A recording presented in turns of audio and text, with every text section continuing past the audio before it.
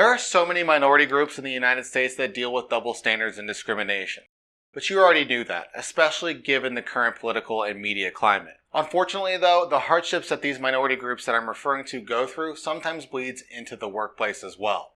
Although state and federal governments have laws in place that address the illegality of discrimination, it still happens. Now, unless you identify as a specific type of minority, like myself, chances are you don't know much about other people's experiences in the workplace.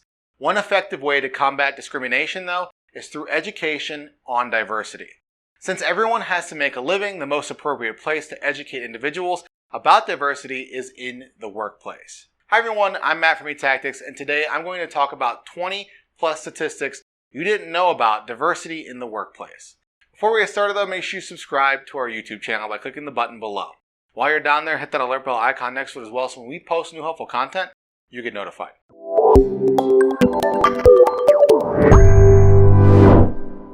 Before we dive deeper into the different groups that make up a diverse place of employment, we need to also understand what the general workforce looks like in the United States. At this point, it's common knowledge that people of European descent make up the majority of the active workforce. Whites made up 78% of the workforce in 2019. In contrast, African Americans made up 13%, Asians made up 6%, Indigenous peoples made up 1%, and Native Hawaiians or other Pacific Islanders made up less than 1% of the workforce. People of two or more races made up 2% of the labor workforce.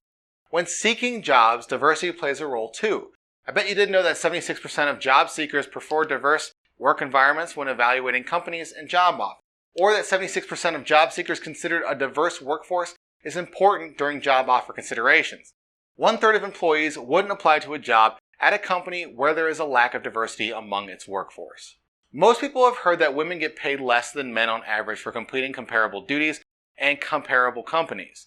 Women earn 84% of what men did in 2020. 25% of women say that they earn less than a man doing the same job. Women receive raises 5% less often than men despite asking for a wage increase at the same rate as men.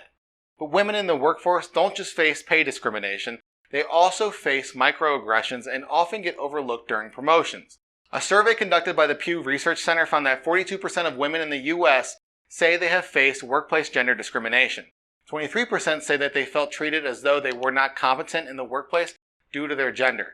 10% say that they felt overlooked for the most important assignments. 86 women get promoted to manager for every 100 men given the same promotion. As time goes on, gender diversity becomes more and more prevalent in the workplace.